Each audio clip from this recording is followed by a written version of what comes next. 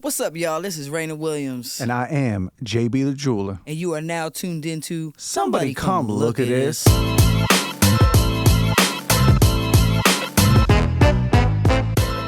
Yo, what's poppin'? Happy New Year. All of that good stuff. We are back. Back again. Back Somebody like come look at. It's a lot of things to come look at since we last was here. But we gonna first look at this bag that my wife brought us in. JB thought I was trying to get him high. Yeah, I haven't smoked in 4 years, and I was reading the room when they were handing it to one another, and I heard things like, "I want to see his reaction." And I don't know, those words, my spidey senses started tingling. Yeah. And I was just like, I don't know how this. Yeah. But read to the people what the bag is. Well, right off the bat, I mean, it's a great sign with any product that you're going to consume is bad grammar. That's a great sign. And it says the best way to sweet healthy. Yeah. What? The best way to sweet healthy. To sweet healthy. I guess they were trying to say eat healthy, but sweet healthy is a play on words. Maybe? I guess, yeah. I guess. Good job on that. Snoz. I thought it's Snozberry Farm. Snozberry But Farm. I originally thought it said Snoozeberry in script. Another sign. I'm like, they're about to have me blitzed live on air and just be like, ha ha ha.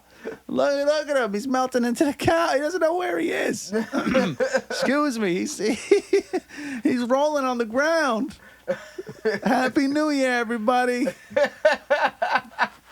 100% fruit, all natural. You said that these berries, miracle berries is what their name is officially. And they're freeze-dried berry halves. And on the back, it just basically says, your normal health food type of stuff. Our non-GMO berries are prepared 100% chemical-free, directly from the farm, healthy and nutritious. Enjoy one or more berries before every meal for an enhanced flavor experience. Yeah. So they're supposed to enhance flavors. Yeah, so basically what it is it makes stuff that's not usually sweet taste sweet. Yeah, that's what you were saying before we started recording. Yeah, so this is for people, especially maybe they're diabetic or off sugar, but they still want sweet. So, okay. You know what I'm saying? That's so we get them online. I mean, they're, for that little bag, I think that little bag $12 or $18. So they're not cheap. But it's something that kind of fun at parties too. Or we went camping and took them. So yeah, why don't we try them? Fun. You know all the words you're using too. That doesn't put my spidey senses. Oh, is that parties? Fun at parties. Fun at parties. So it's a cute thing to do. So got the word potent on here. Yeah, we got some we have a couple limes I cut up over here and a slice of grapefruit. So basically, this is the test. Something that's usually sour, after you eat it. Yeah. You eat it and basically I feel like you let your tongue get all of the pieces and you swallow it, and it doesn't taste. It tastes almost like a dried cranberry without the chewiness. Okay, so should I just do one? Do 2 or 3. 2 or 3. Okay, here's one. They don't taste bad. They don't really taste like. They don't taste like much of anything. Anything, exactly. And I will join you in this adventure. You know what? I'm just gonna go in for 3. Yeah. And go from there. You chew them good. I got 3. I'm in. And I'll do 3.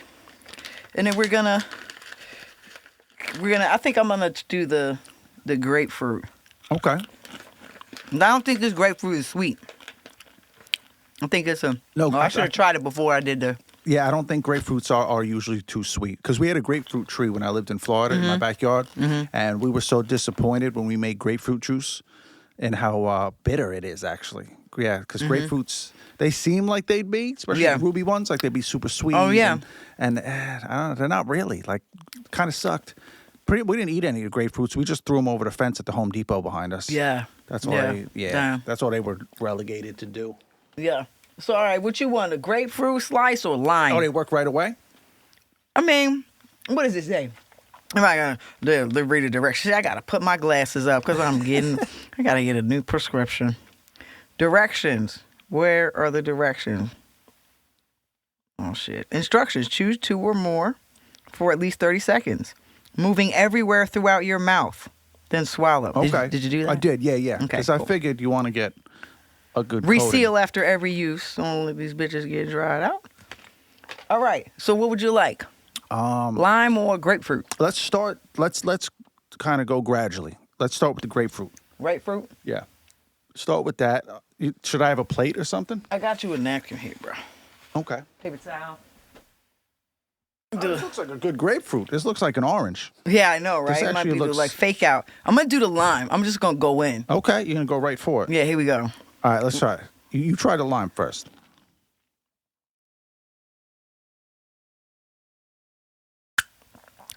Oh, you went in on that lime. Because it tastes like limeade. Yeah? Ooh. Yeah, it's sweet. All right, let's see. He took a breath. He literally just took a deep breath like something about to happen to him and shit. I feel like you breathe in your nose, you know, you taste more. Oh, that's what you was doing? Yeah. I got my glasses up on my head. I can't see. I mean, I'm going to say this is the best grapefruit I've ever had. It's sweet? It's the sweetest grapefruit I ever had. Yeah. Which, honestly, I wish I would have tasted the grapefruit before. That's yeah, because I was looking at this grapefruit like, damn, that look like a kind of sweet, juicy grapefruit. Here, you want the lime? I think the lime is the test, because do you usually go hard for limes? I don't like limes at all. Oh, so this will be a real test. Here you go. Like, see, this is the one we should have had the video. We ain't got video with it. If you want to like donate to fucking fun. Yeah, you got any if y'all want to see what we look like besides those other videos when we're doing this. Oh yeah. Yeah, that's a definite. Like I said, I could feel in like almost like a round. Mm-hmm. It's like the sourness is knocking at the door, but it ain't allowed in the room right now. Yeah. No, yeah. Leave the sour out. And that's cool, right? I can feel it in my right? chest too. Yeah, I can feel the sourness in my chest. Right, it feels like burning. Yeah, I can feel the acid burning me right, in my esophagus. Right. But. Like when I first tried these and I tried the lemon, I was like, now the skin in my mouth knows that this shit is sour. Yeah. But my tongue is like, nah, bitch, this tastes like lemonade. Yeah. Yeah, that's funny. That's pretty damn good. Yeah. The lime, yeah. And you know what was cool? I tried this with coffee. Like, so I made myself a coffee, but I didn't put any. I usually do honey in my coffee, but I didn't do no honey in my coffee. Yeah. Just plain, and I tried it. I was like, oh, shit. They garbanzo, exactly. Mm-hmm. So miracle berries. Now you done tried it. Mm-hmm. I got to say, there's a bit of an aftertaste. There is. It has a taste. It's kind of an odd aftertaste. Yes. Afterwards. If you drink your water, you might be like, it even brings out the sweetness in water, which is weird. I felt like when I tried the water, it tastes like tequila. Like water tastes weird too. A little bit. A little bit. A little bit. Nothing too crazy. A little bit. But yeah, I mean, so you said there for like diabetics will use them? Well, I think that's basically like the target audience. Yeah. I mean, granted, they're natural. It's like a natural thing that just happens to make it activates like the sweet taste buds on your tongue for a period of time. And it goes away after 20 minutes or so. But online, they're like, oh, if you're a low sugar diet or you're diabetic or you can't eat sugar, like this is a good alternative, even to just alternative sweeteners. Because, you know, a lot of alternative sweetener shit is like all chemicals and there's it's supposed to some give people, you not everybody cancer. likes coconut sugar or like agave, you know. To me, they taste horrible. Yeah. Stevia. Yeah. Oh, stevia is. Yeah. Or like, what was it? What was the other one? Was it aspartame? Or something? What was that? The pink one? Oh yeah, they're horrible. The pink one, and yeah, I remember back in the day, sweet and low are equal. Yeah, they all taste like my little fat ass when I was 14, using the equal, thinking I'm doing something. Yeah, you know, I was like, I need to lose weight. Grandma told me so. Yeah, then they that's what they told you, right? Yeah, right. You know, and then you eating all this. Then you end up it's worse than sugar. You know, eating forever chemicals. It's all it's completely a chemical. Yeah, man, and I don't know how people drink Diet Coke. I don't know, like I got to do Diet Coke. Yeah, I mean, I don't know how people drink Coke. Period. Like, no offense, maybe a little bit, but like when they did that experiment. They're like, oh, you could pour Coca-Cola on rust and it'll get rid of rust. Yeah, I saw that. I have to push pause on that, dog. I saw that. Yeah. I had to but then I'm like, is it the Coca-Cola formula itself, or could you use that? Is that carbonation that's doing it? Exactly right. Certain chemical reactions. Right. And that's the not that I'm any a scientist or anything like that, but you have certain chemical reactions that will like take the rust right off a bumper. But be completely harmless to our skin. Yeah. You know, like doesn't hydrochloric acid doesn't like burn through plastic or something, which is amazing. Like, Yeah, hydrochloric acid burn through anything. That's what I'm saying. But it don't burn through glass. But there's like you could put hydrochloric acid in a beaker, and it doesn't burn that. Yeah. Which is like, what's wrong with glass? I'm gonna look. Hydrochloric acid doesn't. Garbanzo, what do you know about hydrochloric acid? Doesn't burn through. He don't know shit. Nah. He knows there's something going on. He wants to be included. Always, at all times. Uh-huh. Hydrochloric acid doesn't burn through everything because many materials like glass and stomach lining. That's amazing, isn't it? Isn't our stomach made of hydrochloric acid? Well, yeah, right? Maybe it's not so amazing. It's amazing to me. It is amazing, though. Maybe it's not so amazing. But, yeah, have protective barriers or are chemically resistant. Glass's silicon dioxide network is strong, while stomachs secrete a mucus layer with bicarbonate to neutralize the acid. But it can dissolve many metals and organic tissue. Isn't that amazing that this shit can dissolve metals? Right. But because of a mucus layer in your stomach, you're fine. The human body is amazing, yo. Oh, insane. Like, have you ever seen the dopamine transference? How it looks? No. On your neurons? Isn't it like you got like a little knobbin on one end, and then you got like a little knobbin on the other end, and then it almost looks like there's like like some shit out of space. There's like energy between them. Those are like, you talking about the synapses firing from one side to the other. Yeah. So this is like, there's the dopamine being carried to another part of your brain, right? And I'm not any type of close to knowing all the brain parts or anything, but all I know is the dopamine molecules look cute as fuck. Like, they look like they make you, it looks like a little dude walking on your neuron carrying this big ball. It looks like a little person just walking. Like he's making a delivery. With his little feet, 1 foot in front of the other. One foot, and like, who cannot be happy looking at that?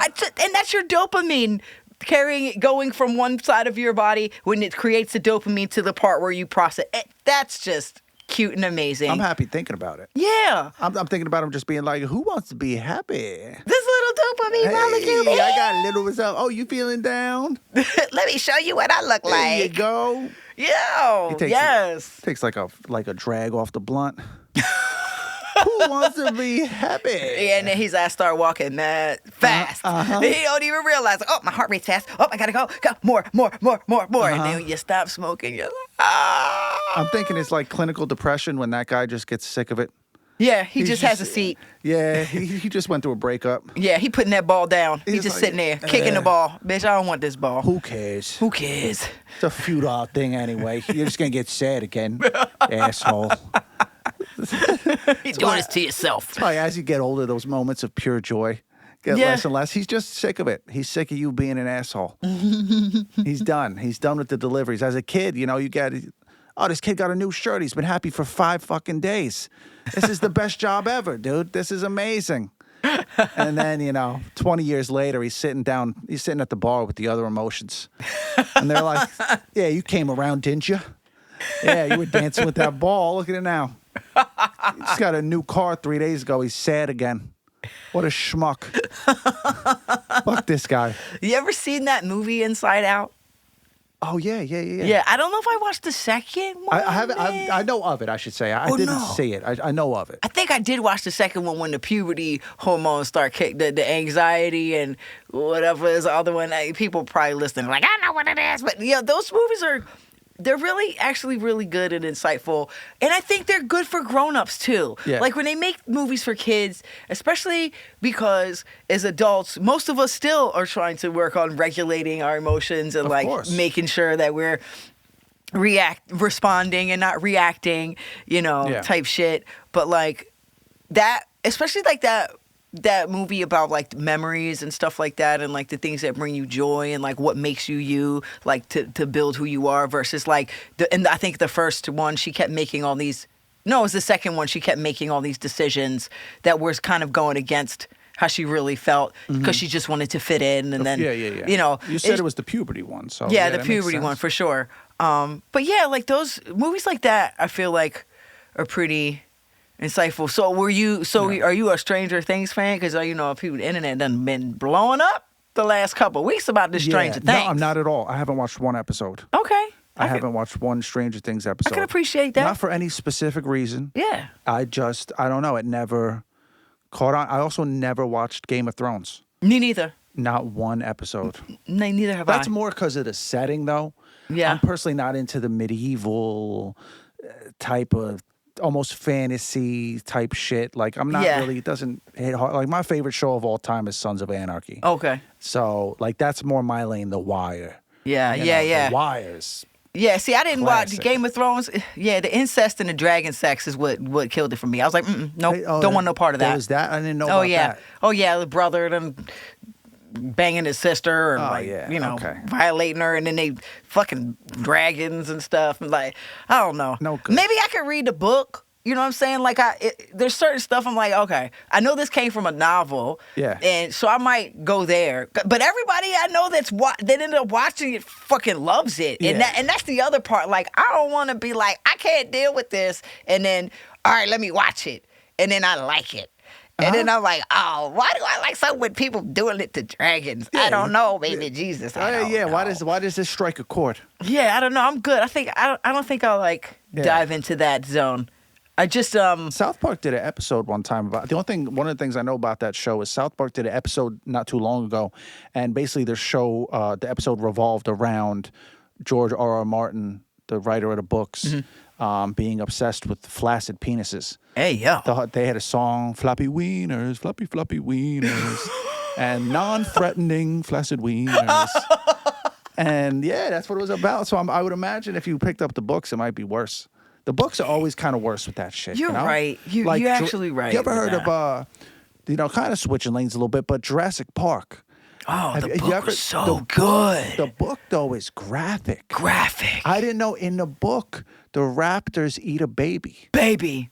Like a baby, like an infant. Yes. The raptors eat an infant. Yes. And I read a passage. I haven't read the book itself, but I read a passage from the original book about how, it was from the perspective of this guy who heard the raptors come in, and then there was a baby crying, and he listened as the raptors tore the baby limb from limb. Damn. And it cried. Damn. Like, wild shit. Yeah.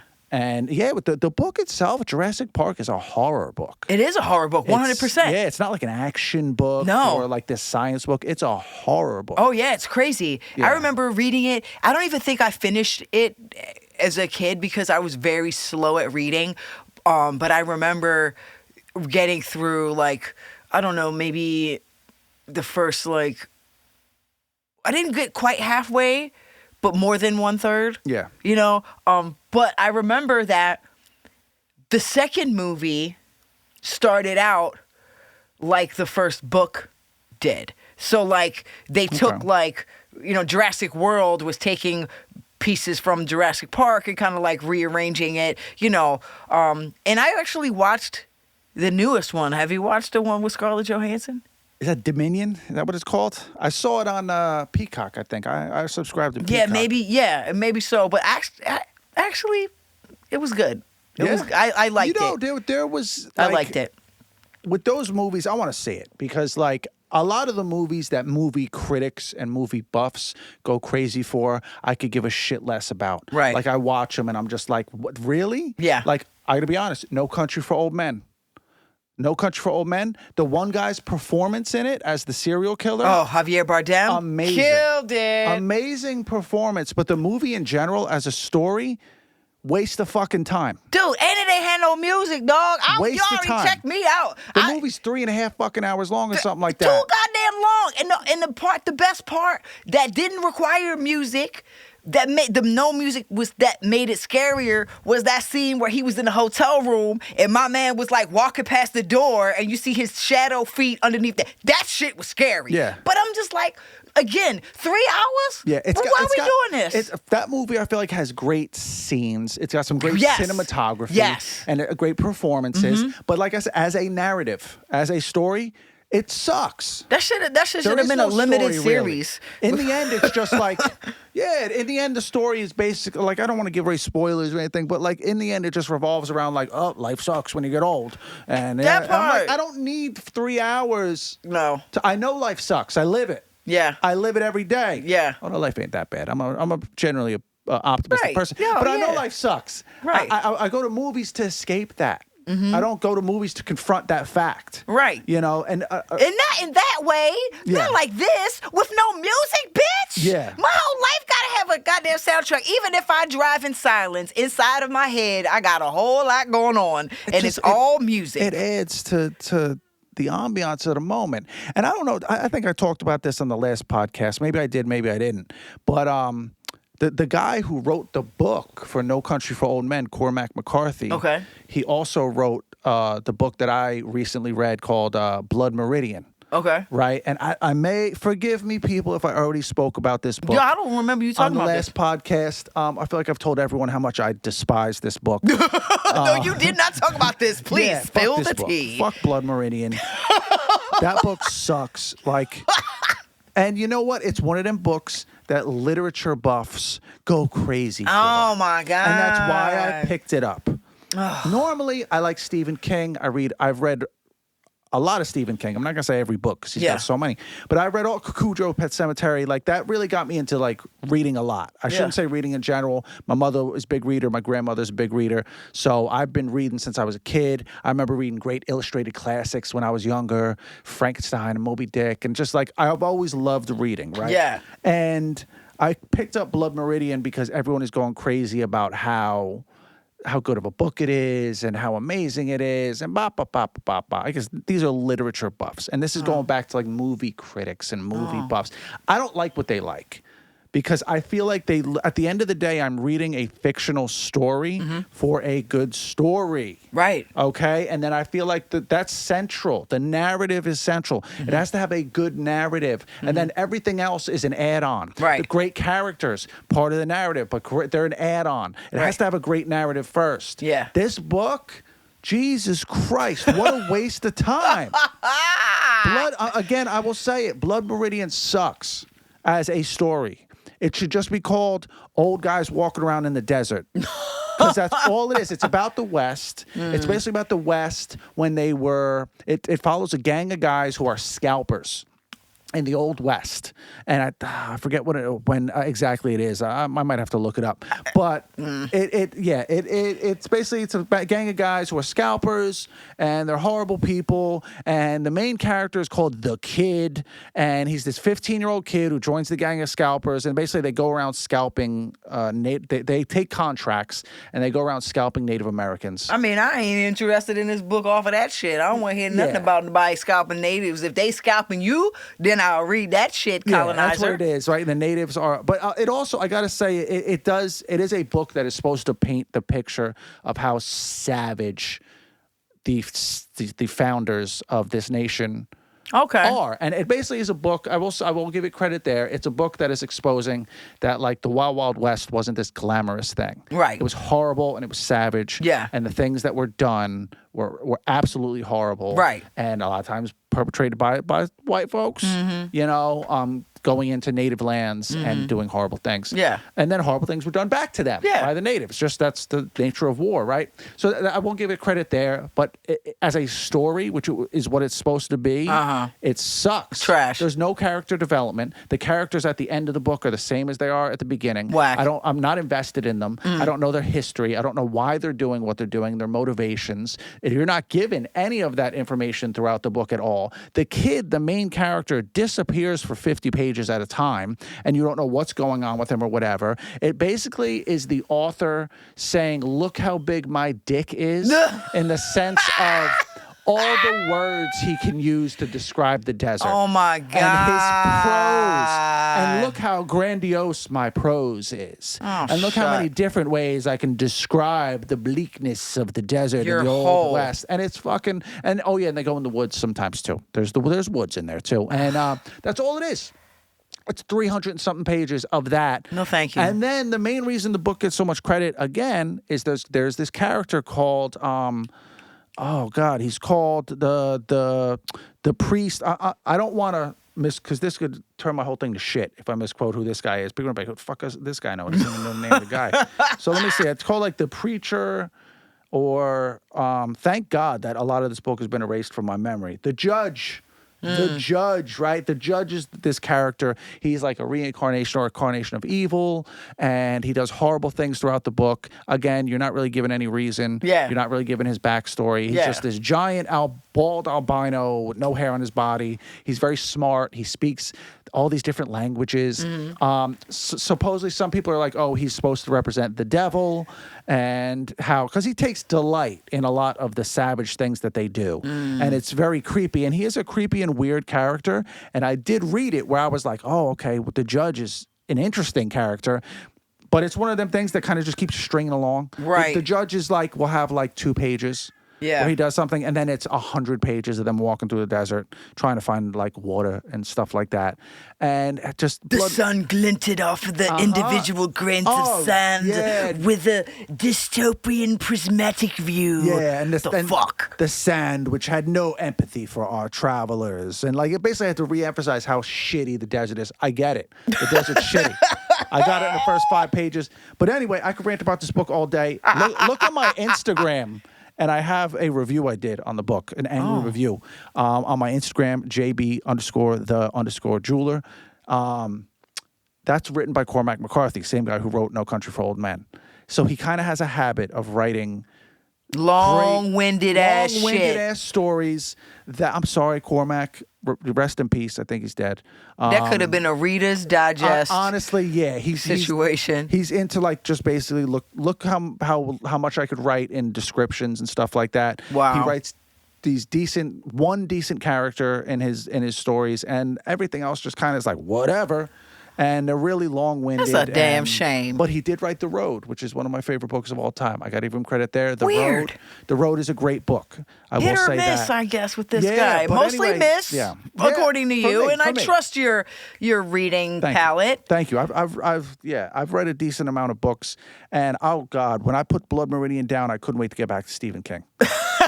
Stephen King, he gets to the point. He writes a simple story.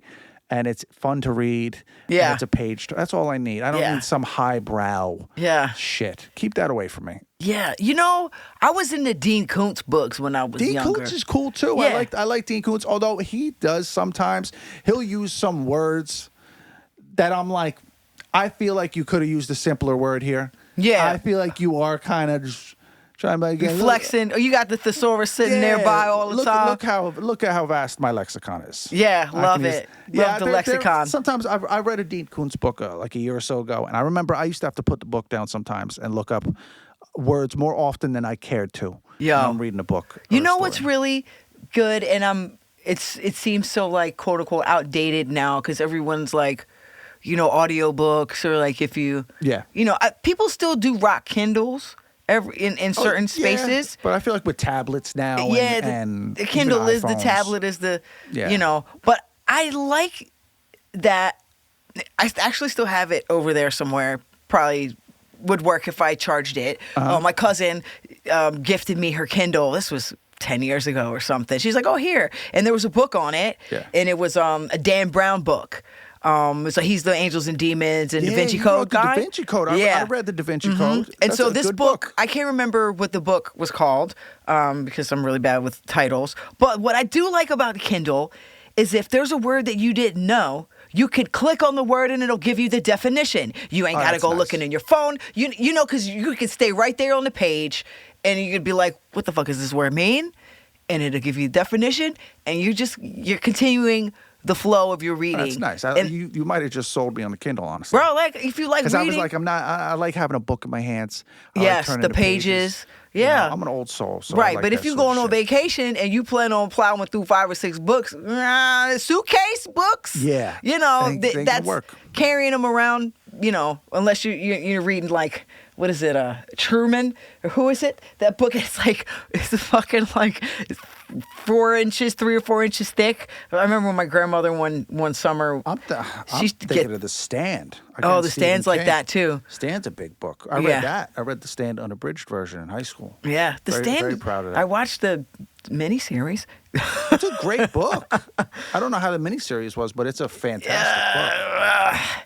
I didn't, when you don't realize something is a miniseries, you're like, all right, I'm going to watch this. Yeah. And they're like 5 hours later, like, I thought this was going to end. Oh, no. They've been showing this to people over the course of weeks. Yeah. Now, back when they used to do that shit Yeah. on TV, like TV was so different. I think about like how everything's just like streaming now and like you can just pull it up and like, even though they are having like those live events now on Netflix. Which is funny because it's kind of come back around. Yeah. Because I do miss the days. I was talking to somebody the other day. I miss the days of like old school TV. Yeah. Old school, no streaming. Right. The season finale is on Wednesday night, 8 p.m. on ABC. You better take your ass in the house. And if you don't catch it, you ain't catching it. And then we never thought that we would be able to watch it now. I remember when I was a kid and I'm like, Cosby's, that was my shit. Like I had to watch the Cosby Show. I didn't give a fuck about nothing else, but I had to watch the Cosby Show. Watch the Cosbys. And there was a time, I don't know, maybe I was being bad or something. I'm like, oh, you need to go to bed, but I want to watch Cosby. I'm never gonna. She's like, oh, you could catch it on the reruns. What's a rerun? Yeah. Like you don't know that shit. Now, excuse me? I can watch any Cosby I want.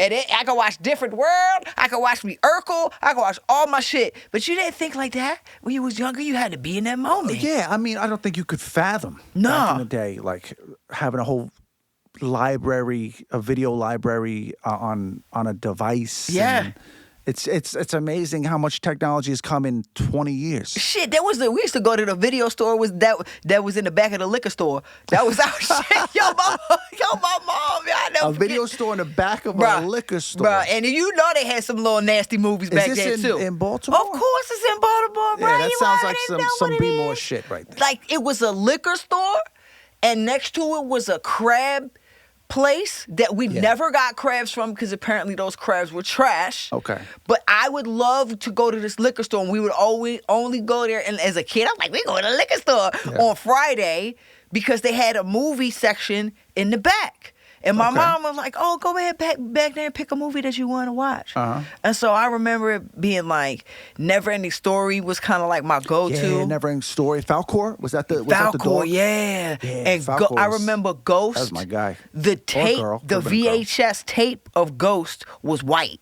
Okay, really? Yeah. Ghost is a good one, too. Yeah, Ghost is a good movie. So that shows you how long ago my little ass was in the liquor store back, in the video back in the liquor store. Ghost. Picking out movies, man. That was the thing. Like, I felt like the movies, a VHS player was like my babysitter in a lot of ways. Like, I didn't have it's not any different nowadays. You got kids with tablets. Right. And at least I feel like watching a movie, you were training your attention span. Right. You were at least focusing again on a story, on a narrative. Whereas nowadays, God, I'm gonna sound like a old head, but I guess I am. Nowadays it's just attention spans are just 2 seconds. Yo. Kids nowadays, I've seen videos, I've seen it like out. They're not even watching these 5-second clips on TikTok. They're just scrolling. Yeah. They're just scrolling. And they're not even watching or consuming anything. They're just scrolling. Or they're literally like watching something on their tablet, but not focusing on that. Oh, they're scrolling on the phone next to them and watching something on a tablet and it's just scroll. It's kind of ridiculous. It's scary. I think that's why movie theaters are having such a hard time nowadays. This is just my theory. This is just me talking out of my ass. I have done no field research, but this is just me just kind of theorizing on what I've seen because I like going to the movies still. I like the experience of it. Yeah. I like, let's all go to the lobby. Hell yeah. Let's get me on popcorn. Yeah. I maybe sneak in a Coca-Cola because drink prices We sneak in sandwiches. What the fuck? See, yeah. I go to Jersey Mike's. Yo, give me a whole sub in that bitch. See, yeah, that's... Forget it. One time I went in there, we used to go to New York. And back in the day when we were in New York and we used to go to the movies there late at night sometimes. And like, I would be like having... I'll be looking like I'm having a baby. You'd walking have the in little, that bitch. the inner tube. Yeah, yo, I just around the center pulling area. it all out. I had a bag of chips. We had drinks. We had dessert. We had sandwiches. See, we that's had a lot. fucking Yeah, chicken, bro. I never bought a meal. Oh no, we had dinner. I never bought supper to the movie theater. We suppering. That's it. I'm definitely gonna popcorn. I'm gonna sit down with my popcorn from the lobby. Yes, I'll pay $8 for the popcorn. Yeah. Please put butter in the middle before you put the popcorn on top of that. Oh. But I think that movie theaters, I think that the reason why they're having such a hard time, and you see all these different promos, is because the main consumer, I felt like throughout generations for the movie theater was the teenager, the high school student, maybe the college student. Yeah. I remember in high school, I went to high school in the mid-2000s, and I remember the movie theater on a Friday, Saturday night, the local movie theater was popping. They had to have a police presence at the movie theater because there were so many high school kids that were going to see a movie. Right. And they were going there to see the latest movie, which meant they were going there. They were lining up. They were selling out theaters to sit there and take in a story that is going on for an hour, 2 hours, 3 hours. Even if they was acting a damn fool and talking shit, they was paying attention. They were paying attention to the story because they wanted to talk about it later, right? And phones at that time, you had to pay for data. So you weren't streaming shit. You better call me after 9, bitch. You are not streaming a goddamn thing on them phones. So, like, there's not much you could do on your phone except call. Text messages cost money. So you were focusing on the movie. So, honestly, I do feel like attention spans were longer. Teenagers in general aren't known for their attention span. So back then, I feel like they were longer because they were more geared towards taking in a movie that's an hour or 2 hours, right? Yeah. Whereas nowadays, kids nowadays got no interest in that. They feel like they ain't got the time for that because they ain't got the attention span for it. Nah. What they consume is 5-second, 10-second clips on TikTok. Right. And even then, it's like, I don't like this next one. Kids can't sit. They can't even fathom sitting down to an hour or 2 hour long story and not being on their phones. Nope. Or anything like that. So why would they pay to go to the movies They're to not do doing something that. they don't want to do? Exactly. That they can't. It's probably torture for a lot of young kids to have to sit there and follow a story for an hour. Are you kidding me? Right. And you know what's interesting too, that this, when you take it away, it only takes like a few days for the brain to kind of readjust to like the normalcy of like in data input, because that's really basically what we're talking about. It's like how much information is going into your brain, and now like at one time, right? Because we all have the ability to like think pretty fast. Like I know a lot of times if there's like a video or whatever on something and I'm like, damn, this video is 8 minutes, I'll just play it in 2x speed because I can actually understand the person 2x speed, as long as if they don't talk really fast anyway at regular speed, then I could usually like watch the 2x speed, especially like little clips of stuff. But yeah, it's weird. Like the phone, what is it? Who is it? Bill Gates was like, I would never give my kid an iPad. Yeah. Or Steve Jobs or whoever. Yeah. They don't give their kids tablets. No. They send their kids to schools that explicitly don't have tech. Yeah. So if these assholes make the shit, they be like, nah, I'm not giving my kids this. Yeah. This isn't good for their brain. Like, it's one of those things where it's like you have to pick and choose. Like I know somebody who only lets their kid use a tablet for learning only. Like if he's going to play with it, it's a learning game. I'm reading. I'm matching my numbers. There's no YouTube. There's no, Roblox. Oh my God, which is, dude. Did you hear about how Roblox banned that kid because he found a bunch of pedophiles on their app? That's I've caught the rumblings of like the Roblox thing. That's supposedly, there's a lot of really and the thing is that everyone keeps saying like this game wasn't really created for kids.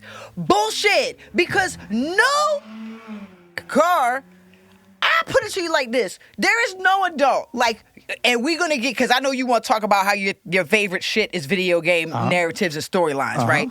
But if you see what the Roblox graphics look like, does any gamer right now who used to be having to play that Nintendo-ass pixelated pixelated shit. Do we really want to play pixelated games, my guy? Yeah. We're not doing that. I'd never heard of that, but anybody saying that, that Roblox is not designed for kids is full of shit. Full of shit. Full of shit. Because the shittiest piece of doo-doo. Yeah, those graphics, they look like Lego people. And yeah, that is not designed for the serious adult. Even though, I mean, there are adults that are into Legos, but in general, Legos are for children. In general, like they're for children. Dude, they making little, I don't know if it's a room or whatever it is, where it's like a pool, and there's like all these chairs by the pool, and you got to be naked to get in the pool. And then there's these private rooms where you can go in and do stuff in the private rooms. And this is on Roblox? This is on Roblox, dog. Wow. There's kids that play this. And it's just like, why? And they're like, oh, well, you could put the parental controls. I mean, yeah, that helps. But those kids know how to get around parental controls, Those kids grew up with computers. They're about to start a dating. You have to be 18 or older to get in a dating app in Roblox for what? Yeah. For what? 18 or older, just like those chat rooms back in the day. I was in them little 18 over chat rooms. I was 12. Get the ASL. What's your ASL? Uh-huh. You have pic? Uh-huh. Age, sex, and then location. You get the dick pic. Let me get off the internet. Yeah. I remember I think my age, I was like 9, and I was on there saying I was 14.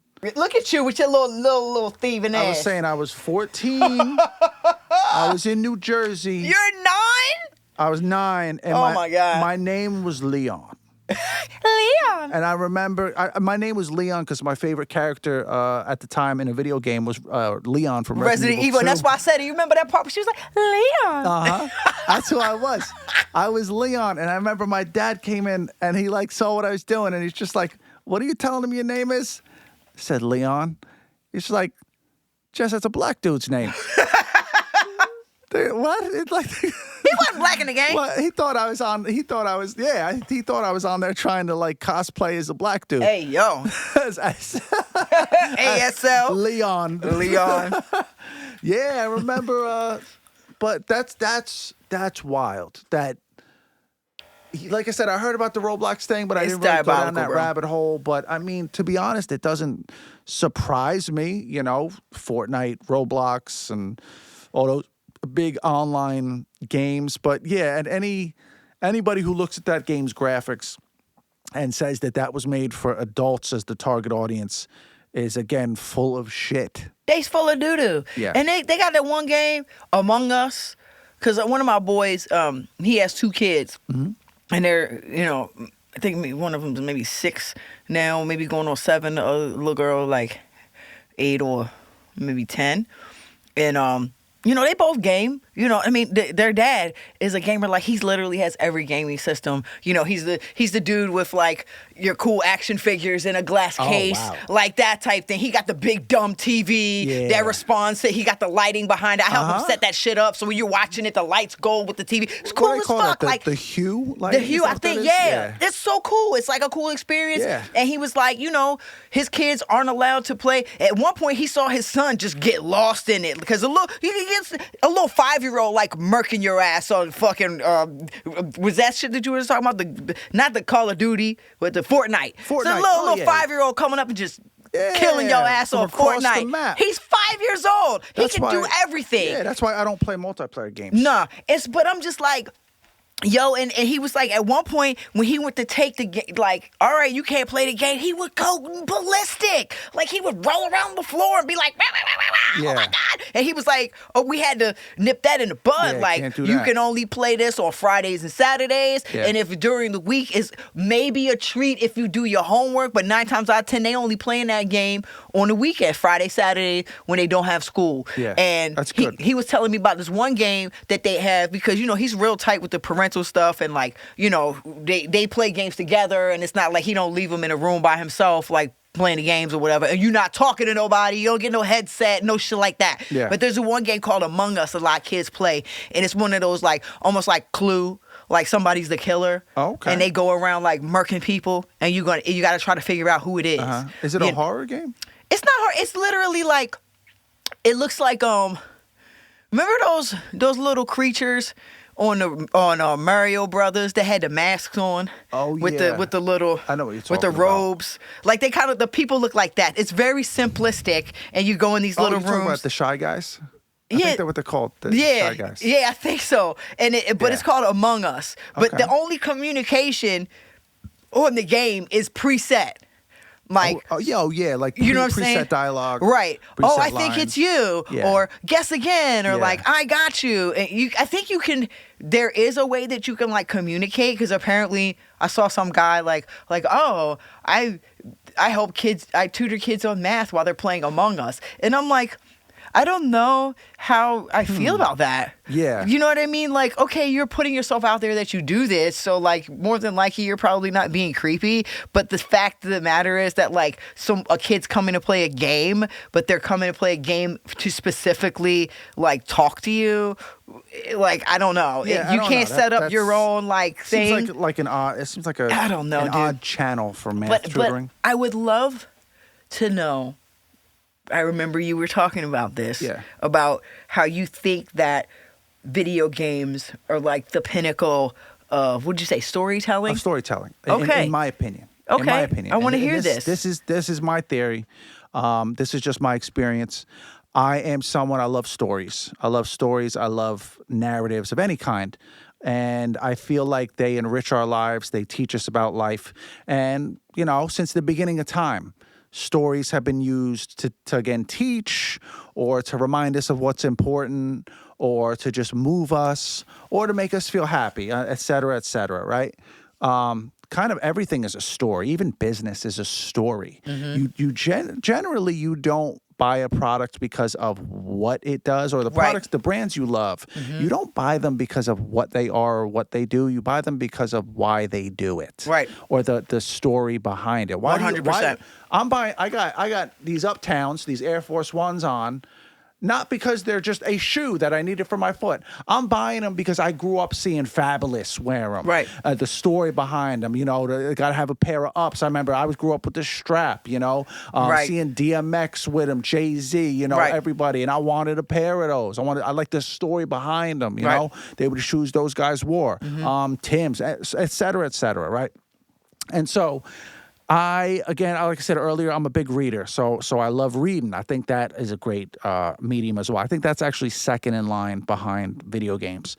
For me, it goes video games, books, TV series, and then movies actually last. Huh. I still love movies, like good movies. Yeah. But I just think that they're last. And the reason why, first and foremost, of why I think video games are the top form of the top narrative medium that can really move you and make an impact on you, is because of the time spent with the medium and the time spent engrossed in the story. When I watch a movie, even some longer movies, 3 hours? Yeah. Right? I'm spending time with these characters for about 3 hours. So I've had movies that I sit there afterwards and they've impacted me, and it kind of stays with me after. But again, I spent 3 hours with these characters, right?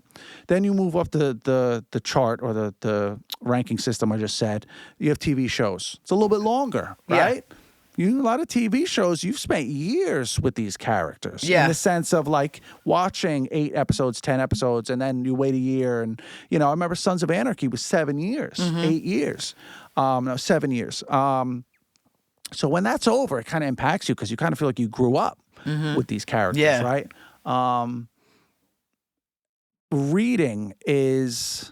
Although, honestly, now that I just said what I said, I might have to say that reading and TV series could be interchangeable. Mm-hmm. But like reading, you read a book, you're probably going to read a book for some months. Yeah. Or even like a certain period of time. You're going to spend a lot of time with those characters. Right. Getting to know those characters. A lot of times when you read, you can get more into the character's mind, the character's motivations. It kind of explores more of those things than a movie could. That's why a lot of people, they see a movie, and even if it's good, they're like, yeah, but the book is better. We were just talking about Jurassic Park. Yep. Like, man, the book is always better because there's just more done, right? Right. Video games, though, you spend such an insane amount of time with those characters. Mm-hmm. And also, you control those characters. Yeah. You control their actions. When they get damaged or hit, it impacts you. A lot of times, certain bosses and I'm playing God of War Ragnarok right now. It's an older game, a couple years old. But I had a boss fight last night. My hands were sweating afterwards. Yeah, I haven't played that one. I'm looking I was forward to going it. at it, and I was feeling the tension, and I had been beaten by this boss a couple times, and you got to be quick. Boom, boom. You got to be dodge, hit, dodge, and time it perfectly, or he's going to kick your ass. Yeah. And at the end of the fight, my heart was in my chest, like I was really in a fight. Yeah. And I was invested in it. I've never felt like that with a movie. Because I'm watching it from the outside. Right. And I saw on the Video Game Awards, I wrote it down here, one of the people that accepted the award that developed one of these games, they said that one of the things they love about games and why they got into games is because games offer a co-ownership of the narrative between the author and the audience. Yeah. That nothing else offers. Right. There is no co-ownership of the narrative with a book, with a TV series, with a movie. You are following what the author wants you to follow. Yeah. You have no choice in the matter. Video games, you have a choice. Yep. And there are some games that, like I'm watching Fallout right now, which is a great series, and I played the games. Fallout can be a different experience each time you play it. Because there are so many different things you can do on the side and so many different little stories that you can discover that I just believe that the time spent with the characters in a video game, you get attached to them. 100%. I just finished Final Fantasy VII Rebirth, was the game I played before God of War. You know how many hours I spent with that game in the end? Bro, I don't even play them games. I don't know, like the Final Fantasy. Those are long ones. You doing that? That's a commitment. Yeah, those are long. I spent 110 hours. Damn, dog. In that game, and I didn't do everything. I bet you didn't. There were still things on the side that I just at that point I had gone through the story, and I very rarely 100% games. Yeah. Which means do everything and everything. Yeah, I know. But I spent 110 hours with those characters. Wow. And at the end of that game, when it was over, like I literally was looking at like pictures of myself playing, because you have pictures on the PlayStation 5, and I was just like thinking like, man, that was crazy. Like it was a memory, like a real deal memory with these fictional characters. And you get attached to them. And right now at God of War, I don't even know if I'm halfway through, and I'm at about 30, 35 hours. And then, I mean, let's not even talk about settings of these games. Oh my these God. Worlds that beautiful. You can explore. Some of these, oh my God. Every corner of, like in a movie, you're on a rail. Right. From A to B. You can't look around in the environment where you want to look. Yeah. You are seeing what the director wants you to see when they want you to see it.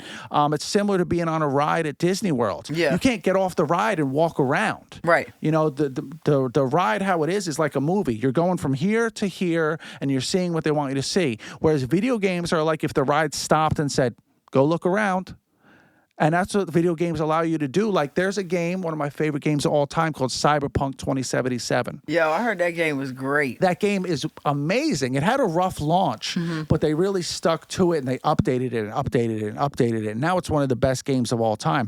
And one of the best things about it is the setting itself, Night City, is a character in and of itself. Wow. And I got to tell you, like, this city, Night City, like, I just want to learn everything about it. I want to learn everything about the lore of it. And this city, man, I think about the experience I had in that game like it was a real experience. Wow. Like it was a real memory in a real city that I went to. And I have never experienced that with a setting in a movie.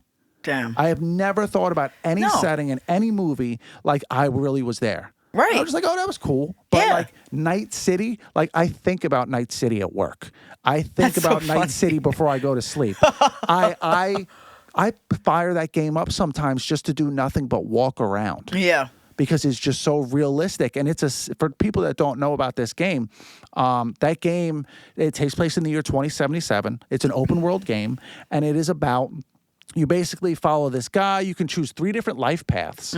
And it's about a future, which I actually think, this is another part of games too, is games now are getting to a point where they're making social commentaries. Oh, yeah. And where I shouldn't even say getting to a point, because if you've played games for a while, you know it's been that way. Yeah. But I think for like people who don't play games as much, that may be surprising, is that like this game comments on corporations. Oh, and yeah. how in the future, corporations, they're not even bashful about it. They own everything. Right. And they run everything. Yeah. And politicians are just literally puppets Yep. for the corporations. And while a lot of people are going to say, well, yeah, that's the way it is today. And that's true.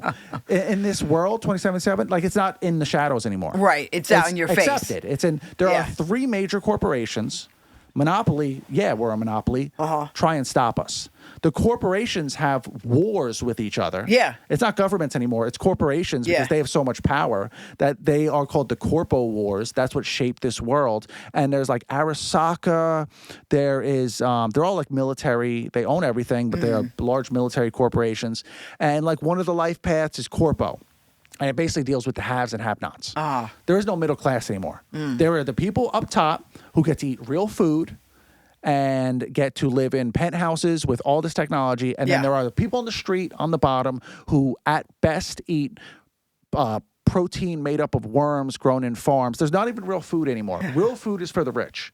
Yeah. Synthetic food is what you eat. Most of it is paste. Yeah. And you're going to be happy with that. And it just has a commentary about that and kind of where things are going. And it's amazing. The little details, like you walk around and you get in an elevator and the elevator has ads running for the new double XL burrito. And it brags about how it's 1% real meat. And it's bragging about this. Like, it's just, I could go on and on, but that's why I feel that video games are the best narrative device out there to really connect with your audience. Yeah, but you were saying about the corporations. That reminds me of there's a show, one of my favorite sci-fi movies, Alien. They had Alien Earth that was out last year. I thought it was an excellent first season. I'm hooked. Can't wait. But that's literally in this film. I mean, in this show, like that's how the world is. In this world, there's 3 corporations that run everything, and there's this young guy who's like trying to come up with his comeuppance with his corporation, and he's the one that's kind of like wants to control these creatures and like like that. So it's just interesting that like.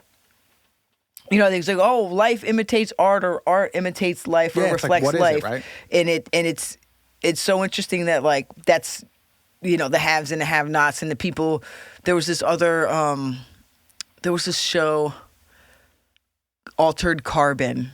I heard about a lot of people. Crazy, I'm dog. way into the dystopian.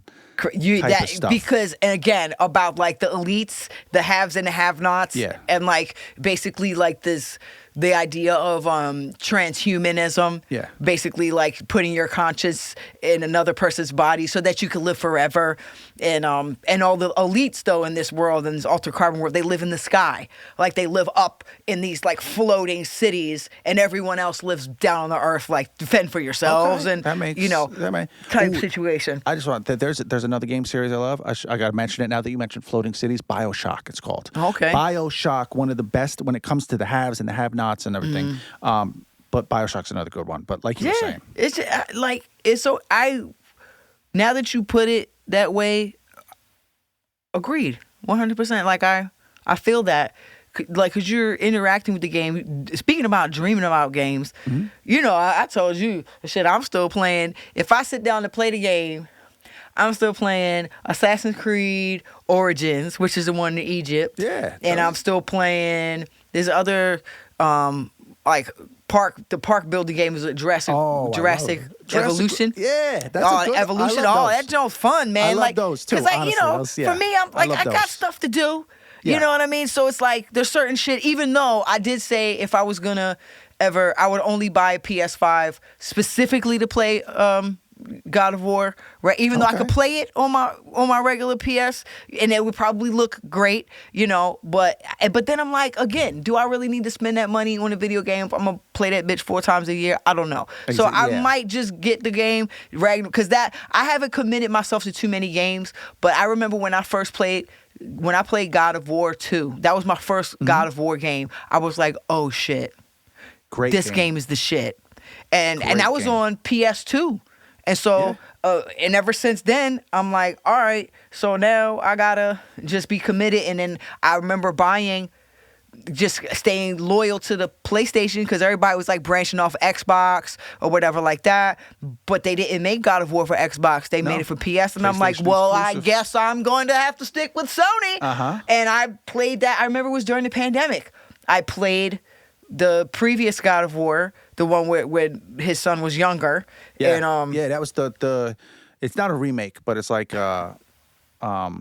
it's basically like it is a sequel. Even though they call it God of War, it's a sequel. Yeah, he's older and he's got he also got Yeah, he got the beard. Yeah, and he's older and pissed off and he ain't got no time for it. Yeah. And the guy that he ends up freeing from the tree or whatever, he's the head. He's carrying his head around and shit. And it's talking. So I love that game. But speaking of dreaming about games, I dreamt about.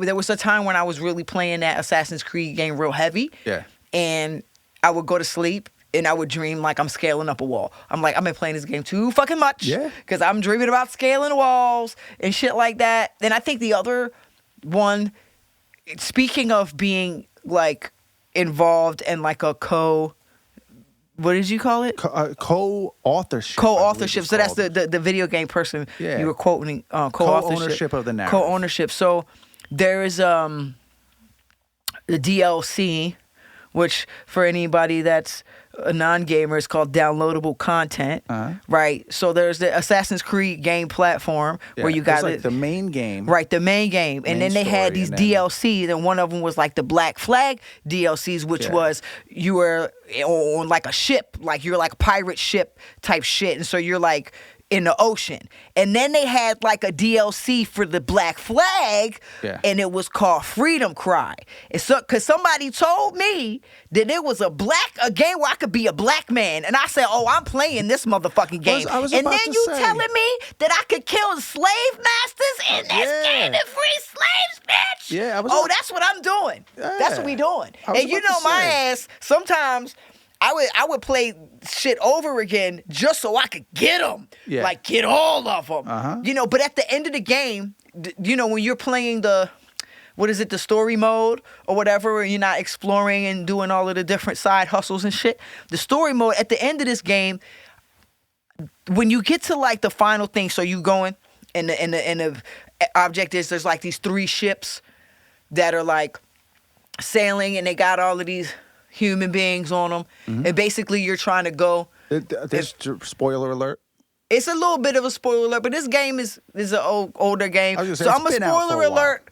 You know, but it's been out for a minute. Yeah. But actually, I feel like this is a good preparation so you don't get hit how I did, because I actually couldn't get through. Like, I felt like I probably could have did it less times than I did, because the first time that I saw this, I cried. Like, you get on the ship. It's the main ship that got all the people. Yeah. It's a slave ship. And it's a slave ship. And you have to free them from their chains. But the ship is sinking. And I see black bodies drowning. I lost my fucking mind, bro. Like, I had a moment. I think my wife was here. She's like, "Are you good?" And I'm like, "This is a lot." And even though I know it's a game, like, if anybody's seen Amistad, like, you seen, you know, that shit, even though that was a movie where I'm not looking around, we're seeing, like, this happening. So, again, like, I was sad, but then I was like, fuck that shit. And I got really angry, and then I was like, all right, I played it again. And then I had a strategy, and then you figure it out, and then beat the game or whatever. Yeah. And then you can still go back and keep on murking the slave masters and freeing them and all of this other stuff. So is there like, I never played the Freedom Cry one. That one's heavy, dude. Is when you get to that point, can you save them all, or is it the thing where you have to make a choice? And there are, like, you can't save them all, because some games will give you that sort of thing where it's like you can't save them all. You got to choose who you want to save. I feel like, and that makes it even tougher. But even more like real, honestly. There's a certain number. And then you're like, oh yeah, you're good. Yeah. Like, but if you don't do it in a certain amount of time, the ship sinks. Yeah. So it's sort of like you have to free 20 or like whatever, and then I guess it's everybody free or whatever like that. So it's one of those things where it's like you do have to make a decision. You know, who, but or how or where. Like, it's, you know, unlock the locks here and go there, and then you get to a certain you do this. I think I'm pretty sure. I mean, it's been years since I played that game, but that game was fun. It was fun, but like I said, it was heavy, but it was very a little bit cathartic. You know what I mean? That I could, they can be. Yeah, you can sneak around and kind of, the old massa, give them the old good 1-2. You know what I mean? And they would have like the gallows and shit like that, and you could. I always used to like to disrupt the auctions. That was my favorite shit. They'd be like auctioning, and I would just like jump out of the sky and like hit the guy, and then they come shooting at me. Yeah, and like motherfuckers. Yeah, dude, like and just knowing that like what marooned meant, like the marooned slaves, like they become soldiers and pirates themselves, but in a good way, you know what I mean? And like just that, and it took place in like Haiti. I think it's a good history lesson as well. It's a good, like, it's an interactive history lesson. True, yeah. Like even like God of War, when I was playing that, it's all about mythology. Oh, yeah. I'm learning, like, it's amazing, actually, how in-depth they get. Like, every character in the game is actually a real character from Norse mythology. So I'm learning about Norse mythology and the personalities of these characters. I'm interacting with characters from Norse mythology, and the previous one was the Greek mythology. Yep. And, you're interacting with these characters. You're learning about them. You're learning about, like, which I wouldn't have otherwise. Yeah. So I'm invested, and I'm learning. I think that's another benefit of games. I think that games are also a benefit in that, just like that game, can teach people about the slave trade and about like the brutality of it and how cruel it was, and you're looking it right in the face, and you have to like you said, it could be cathartic, but it also just teaches you about things that possibly you wouldn't have learned about otherwise. Yeah. That like maybe you don't want to watch them. Maybe somebody doesn't want to watch Amistad, but they'll be like, I like playing the Assassin's Creed games. Yeah. So I'll play this. And I think that people can learn. I think as well, this is another thing that you're saying that made me think of with games is like that boss I was talking about, right? Like games can also kind of make you feel better about yourself and how you'll figure something out. Yeah, for sure. And how if you just stay at something. Yeah. And practice, how like all of a sudden, like when I first fought this guy, he was killing me in 2 minutes. Yeah. But then I learned his movements. Right. I learned that when he does this, he's going to do this. It's a pattern. Which in real life, everything's patterns. We're creatures of habit. We love patterns. Everything has a pattern. So if you can pick out patterns, I was even seeing the other day, they said that the people who are not going to be replaced by AI are people that can recognize patterns. Because AI just regurgitates.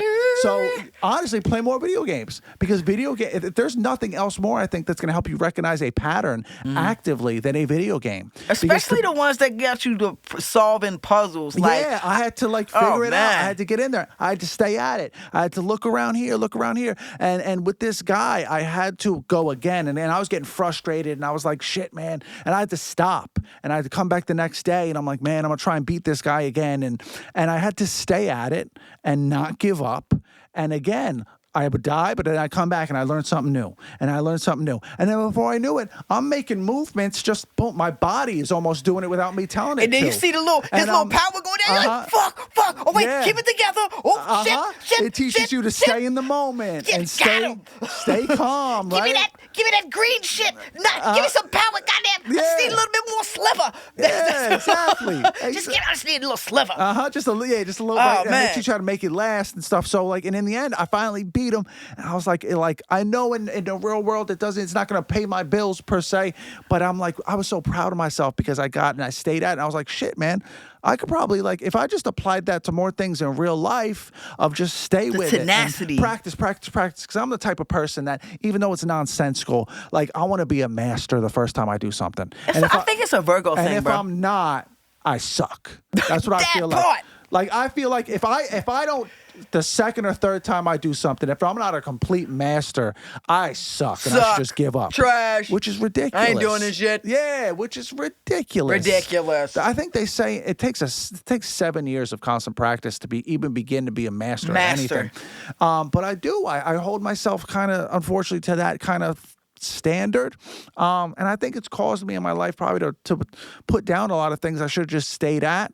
And when I have a moment like that in a video game, it does kind of make me reflect of like, if I would have just given up then I wouldn't have like beat this guy. I wouldn't have completed this game. Yeah. But I stayed with it. I came back the next day. I got frustrated, but I learned and I stayed with it. And it was just a great learning experience.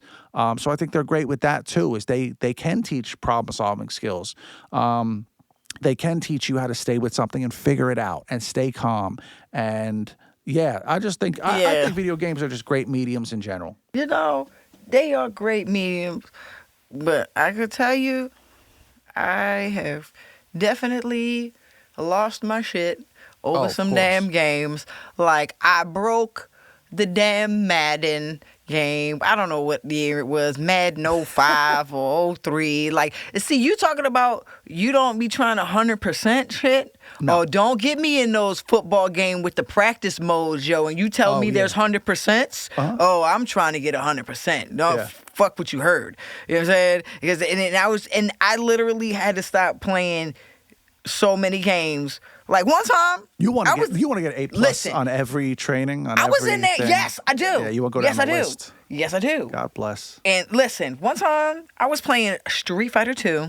Okay, and this was how long ago? I had to put that bitch on Channel 3. Sega Genesis? To play me some Sega Genesis, Sega Street Saturn, Fighter 2. Like Hadouken!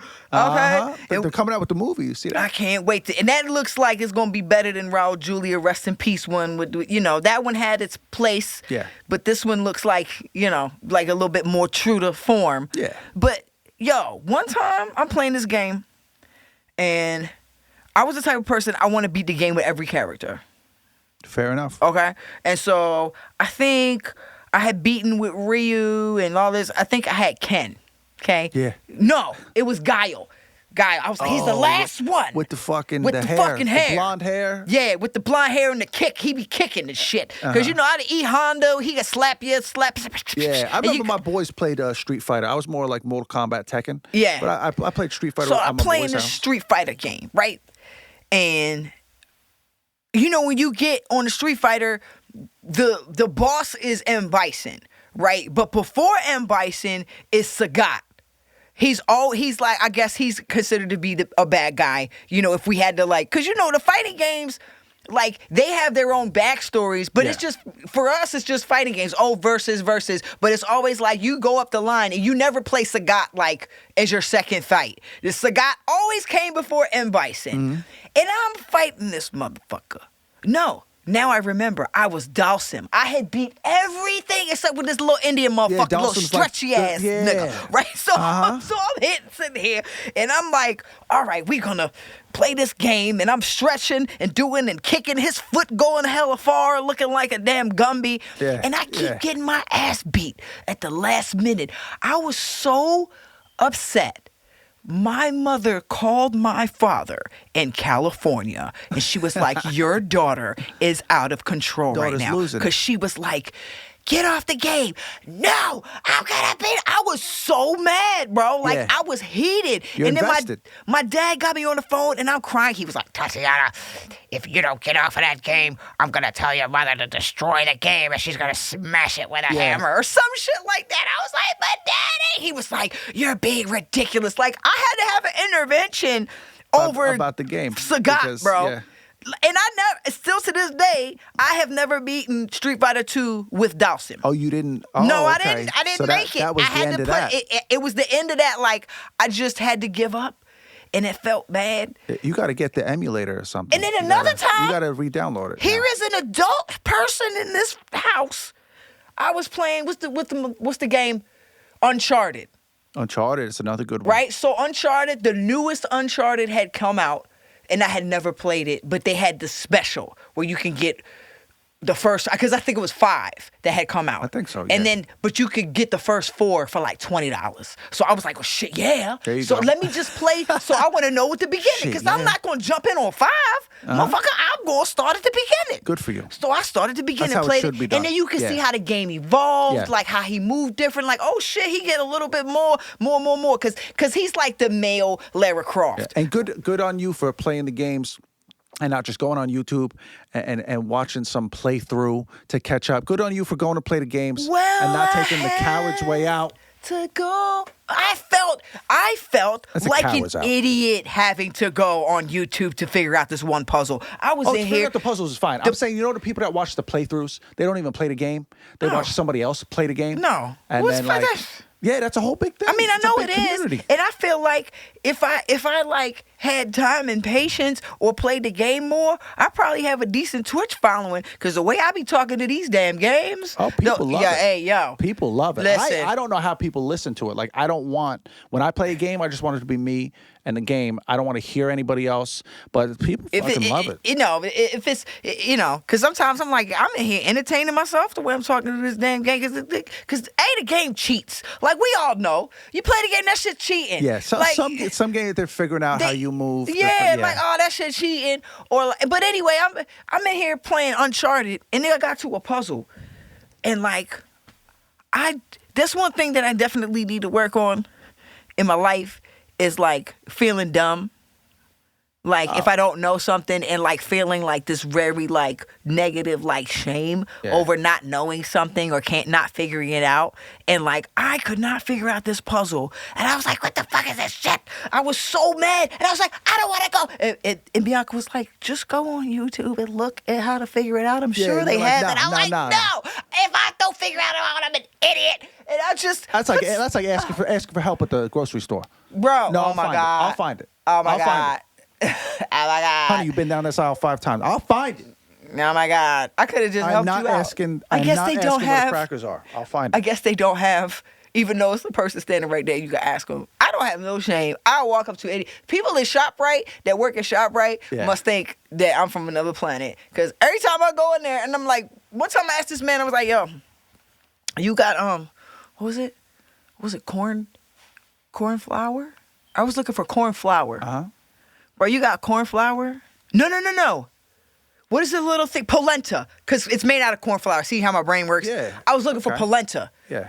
You know what polenta is? I do. Yeah, I've seen it. So, like, I feel like if you work at a grocery store, ain't you supposed to know what that is? Maybe. Maybe. I will say I didn't know what it was before I worked at a grocery store. Okay, fine. Cool. Even if I describe it to you. Yeah. You don't know where that could be in the vicinity?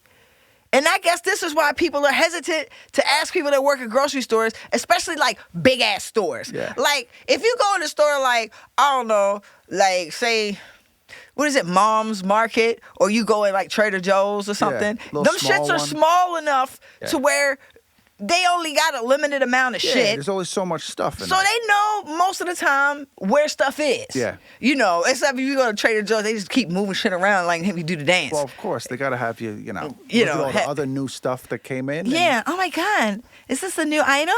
Oh, my God, the cucumbers got smaller. Bitch, what? They were teeny tiny last year. Last week. Now they're ultra teeny tiny. Listen. I got to pick up a box. Gherkins. I didn't need cucumbers. Got your gherkins, bitch. But like, people, us humans, I feel like the pandemic like ruined our social skills more than they were already ruined. There like, were also whole generations that like grew up during the pandemic that are now adults. That's wild to me. Like your ass 5 years ago was 7. Right? And now you got a job. Yeah. I mean, yeah, right. Or maybe not. Maybe not 7. Maybe not 7. You was 10. You was 11. The 7-year-old didn't have it. No. You was 11 and now you got a job. Right? What the hell? All the kids that were in high school then are all now approaching driving cars. Yeah, they're in their 20s. Get out of the car. They're now, and there's a whole, that's a whole nother thing that there are people that yearn for the time of the pandemic back and they kind of miss it. There's like a depression going around. I yearn for the time of flip phones and freaking going to the movies, dog. How this all started. I yearn for the time of experiences. That part. Like not like real life experiences. You know how I've talked about it on the podcast, how much of a fan I am of chain restaurants. Yes. Of experience, how much I love the Rainforest Cafe. Yes. I missed that, like fun themed restaurants, and I understand why they don't make them anymore because people don't go to them. People says they want that, but people just stay home, they stream, they Grubhub. Most people ain't going to McDonald's to pick up a burger anymore. They're Grubhubbing it for $30. Right. Like So, like, I understand why they don't really make those places that much anymore, but I miss that. I miss, like, as a kid, you had Discovery Zone. Yeah. You had, of course, Chuck E. Cheese is still around, which Right. surprises the shit out of me. But yeah, I just miss shit like that. I miss experiences, I feel like all over the experiences now are only for little kids. You know what I mean? Little kids are probably the ones that are probably gonna beg their parents to go. Right. Whereas as adults, maybe like even the Rainforest Cafe, I loved it, but I went to it like once, twice a year. Yeah. And that's I would imagine that's not going to keep it afloat. So. And I want to talk about this real quick. What happened on New Year's Eve? What I'm calling the New Year's Eve hoax. Okay. Because while it's funny, it ain't funny because it just kind of shows you, where we're at as people, and we have to be very mindful, especially in this day and age where, like, the information that we're getting and stuff that we're looking at, we have to question it all the time. Yeah, especially with AI. It's unfortunate. You have any relatives of yours that be sending you AI shit like it's real? My father. Did you see this dog? All the time. This dog can crip walk. Did you see this? Yeah. It's crazy. My mom loves sending me videos like that about Eminem. It'll be like, she'll like Eminem and like when the Charlie Kirk thing happens, like she was sending she was posting pictures. I love you, Mom, but she was posting things that were like obviously AI and fake. Oh my but it was God. like Eminem, 50 Cent, Snoop Dogg, and Dr. Dre stopped their private jet when they heard about what happened to Charlie Kirk. And they went out and they all bowed their heads and said how sad they were about what happened. It's like a clearly AI picture of all of them like on one knee with the American flag around all of them. And I'm just like, and they were like, tears falling from their face, and it just like, and they announced how they would make a collaboration album, and I'm just like, you can check this very easily. Like, I'm sorry, there is no way in hell that Dr. Dre, Snoop Dogg, Eminem, and 50 Cent gave a shit about Charlie fucking Kirk. Not to get political, we try to avoid political stuff. I got you. But like, the things the guy said about black people and like DEI, and if I get on a plane and I see a black pilot, I question if he's qualified. Right. There's no way that 50 Cent heard about what happened to this schmuck and was like, pull the plane over, I've got to cry in front of a stadium. Pull the plane over, but I got to see who's flying in first. I gotta make an album and then it'll be like, Eminem picked this kid up outside the stadium and they cried together, and it'll be pictures. That's a lie. Each picture will be like a different face, but it's supposed to be the same thing, and it's just Eminem like with this homeless kid just crying together. Oh my God. But anyway, yeah, like you were saying the with New AI Year's, and everything. And the thing is, that's really crazy. Yeah. Is that I'm using AI to fact check the shit to make sure it ain't AI or not, which is wild as fuck. Yeah. But I would rather at least ask the information checking bot, yo, can you verify this? Can you give me just the parameters of whether this is a complete bullshit? And then it's usually like, no, that's fake. Yeah, it can at least tell you that. I'll breathe a little easier at the moment. But this thing that happened on New Year's Eve. Yeah, what happened? I don't. So by Brooklyn Bridge. Yeah. On New Year's Eve in New York. Yeah.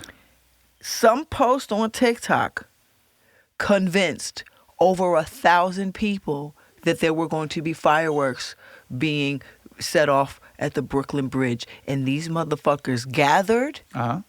They were even on the bridge. Now pause.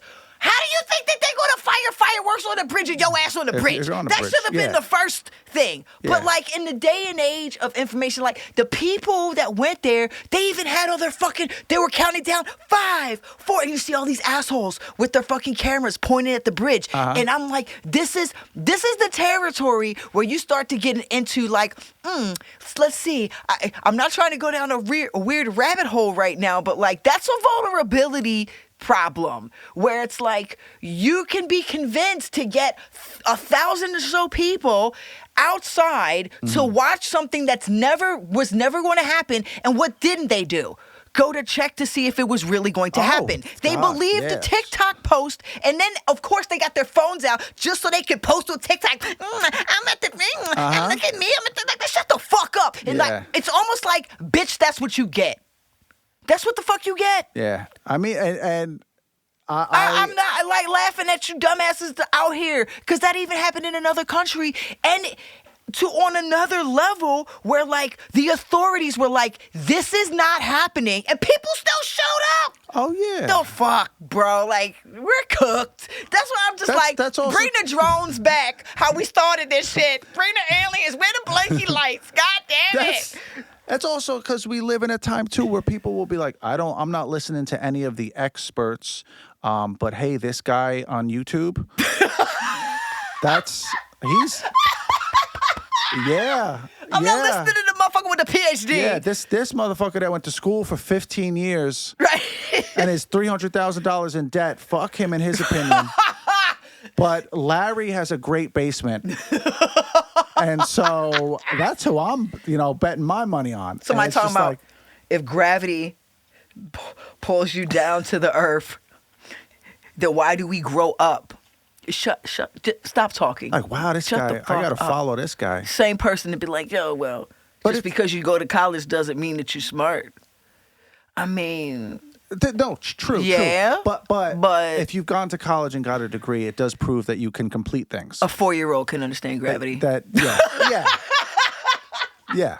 Like, just stop. Like, we're so far down I don't trust anything. And I get it, bro. Like, I totally get it, right? Like, they just putting forever chemicals in our food, right? Yeah. Like, they doing all kinds of wild shit. So, like, it's understandable that we don't trust, like, systems as they stand. But you gotta do some type of critical thinking. You know what I'm saying? Like, across the board, right? And so it's like, if you have the tools at your fingertips, you scared of AI because you watched fucking Terminator, but you over here talking about, oh yeah, gravity, why do you like, stop it, please stop. Yeah, just like, cut are you out. Making more of you? Like, can we revoke your right to procreate? They probably got like, that's like what Idiocracy was based on. They probably got like 6 kids. Yeah, they be the ones. They keep on keeping on, pumping them out. Hey, Speaking of New Year's Eve, though, I mean, I feel like before we close it out, we should speak on the holidays happened, right? So, how was your Christmas and your New Year's Eve? And my Christmas was a little melancholy. All that, yeah. I had a little uncontrollable, family circumstances. Okay. Things are. I appreciate that, and so it was kind of, you take life, as it comes. As it comes. You know what I mean? But New Year's Eve was cool. Me and the wife did a midnight run in New York City, a 4-mile in Central Park with over 4,000 other people. This was on Christmas or Christmas This was Eve? on New Year's Eve. On New Year's Eve? Yeah. Did you tell me about this? I forget. Yeah, it's kind of like the beginning of my training because I've signed up to do a half marathon in Maui. Yeah, if in I the end of remember, April. you were talking about this last year, weren't you? Yep. So last year I had signed up to do the New York half marathon, and I hadn't really trained that much, and my knee was kind of messed up, and I was like, yo, I'm not really trying to run 13.1 miles with no training with a busted knee. So I think I'll just wait till next year. And so like for this year 2026, I wasn't picked to be in the New York half marathon, but my wife had already signed up for a Maui full marathon, which is in the end of April, but they also have the half marathon, a 10K and a 5K in Maui. So I was like, well, I'll just sign up for the half. So that's a done deal. I paid for my slot, and I'm in there like swimwear. A full marathon. So she's doing the full one, which is 26.2 miles, and I'm doing a half marathon, which is 13.1 miles. Salute to you both. Yeah, thank you. And like I said, like I did 4 miles the other night in the freezing cold, and I had the goddamn Gangs of New York theme song coming on when the snow was coming down, and I was going up that hill. And so, I figured I had a little crash out moment, maybe by the 2-mile mark. My knee was hurting, my stomach was a little upset. Yeah. I had just gotten passed by a guy dressed like a banana, and I'm just like, I'm slow and I'm so fat, and like I had headphones on, and they were loud, so I was extra loud. So I'm fat, and my wife was like, "You are really loud." And the entire like fucking West Side could hear me screaming, "I'm fat, yeah, slow." So that was fun though. Having a crisis. I would do it again. Happy New Year. Happy New Year. But it was, what? At the end of the day, it was still fun. As soon as midnight hit. Yeah. They set off fireworks and the race started. So the fireworks were going off, and we're running in Central Park, and the park was only open to people who were racing, and it was New York road runners, the company or whatever that does, they sponsor and like organize all of the major races in the city. So it was really organized. They had all the volunteers out giving people water. It was a whole vibe, and it's all positive.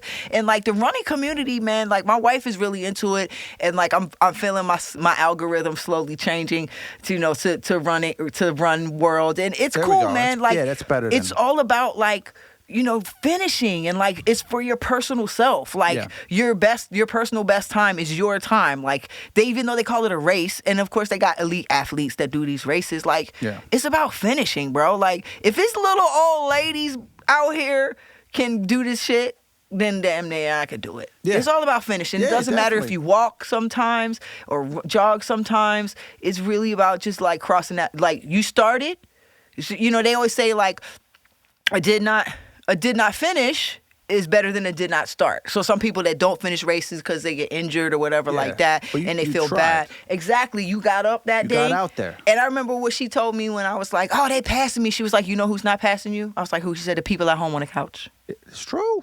So that's like perspective. So I'm glad that I pushed myself to finish, even though like I had a little crash out moment. I pushed through it and I crossed the finish line. I feel like that's all part of it. You gotta be. There's all the good montages got that moment of doubt. Yeah. That's what makes the story, is those crash out moments, those moments of doubt. Yeah. And of course, you got to train your body and everything. But yeah. What about you? Me, I had a great Christmas. I had great holidays in general. I feel like the last time we did this, we kind of took the holidays off. Yeah. I feel like the last time we talked was like maybe Halloween. Yeah. So yeah, my Thanksgiving, my Christmas, my New Year's and everything. This was the first holiday season that me and my girl really spent together. Together.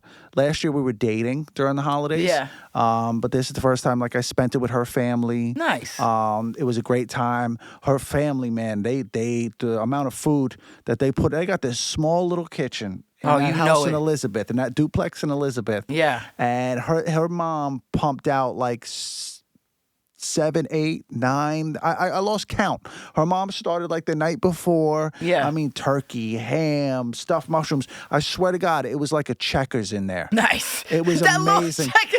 It was like a Checkers in there, because you know how with Checkers they got a kitchen that's the size of a closet, with 1,000 items on the menu. 100%. And sometimes they get all of it out there on time somehow in that little ass kitchen. Yep. It was like a high-end Checkers, because the amount of food without the tacky design, without the tackiness, and without that slight smell of ammonia from the cleaning products lingering in the air, because the amount of food, delicious food, that her and her mother got out of that kitchen was amazing.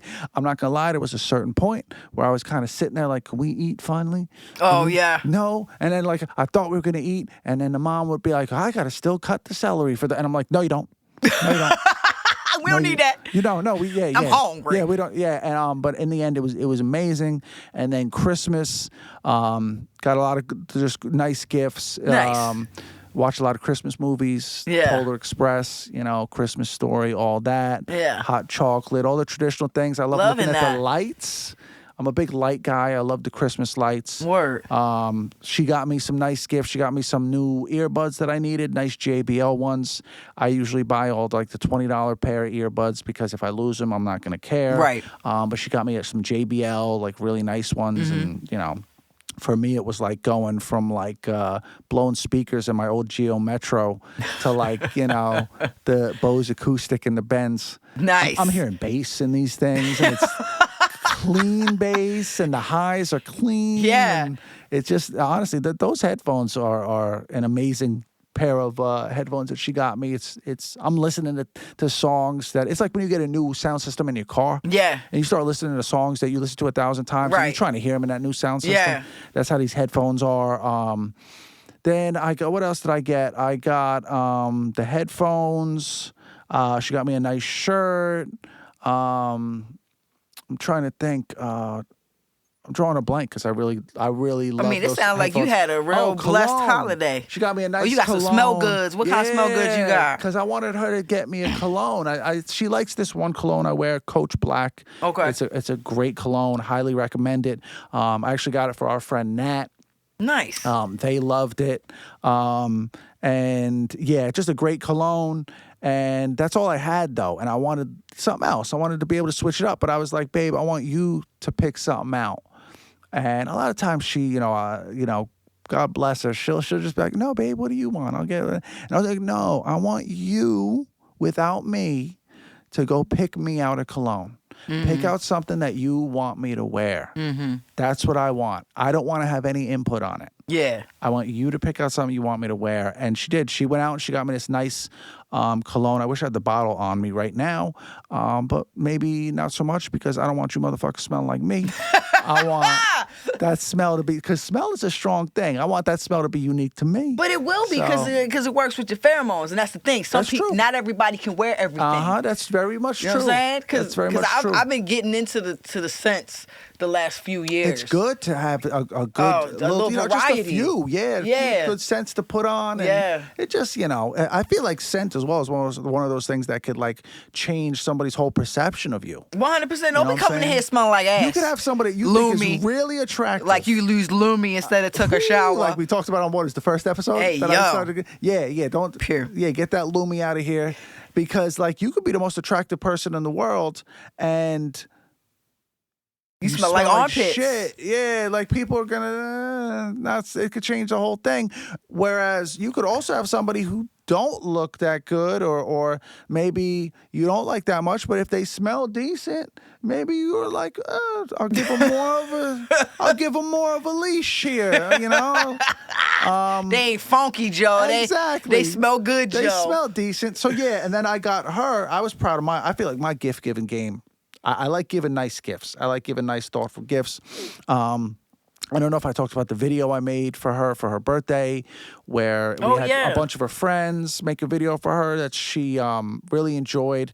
Thought I ruined her birthday at one point because one of her friends that she didn't know how I got in touch with them. He's in the military. Mm-hmm. She sees him like twice a year. He was on the video and she burst into tears as soon as he appeared on the screen. Aww. And it was the lead up was that like his wife made a video too. And then we didn't think we could get him. And then the video itself, the wife was like, sorry, he couldn't be here, blah, blah, blah, blah. And it's him. That's cool. And she started crying. Aww. And you could see me in the video. I got this stupid like smile on my face. Like, did I just ruin her fucking birthday? Like her family's in the next room and she's just like, she did. She literally was like, no. And I'm just like, fuck. Like, and you see me, I'm just like patting her back with this goofy smile, like, please. And then I think I stopped the recording, like, of her reaction. But in the end, it was okay. She was just so shocked about it. I was like, shit, does seeing him bring back like this a bad feeling because she can't see him, and it was our good friend from high school. But no, it was a great thing. And then anyway, back to Christmas. She loves birds, and she loves looking at the birds and listening to the birds and stuff like that. So I got the idea to get her one of them video bird feeders. Nice. Company named BirdFi. I did my research on them, and there was one named Bird Buddy Pro, and then there was one named BirdFi. I ended up getting the BirdFi.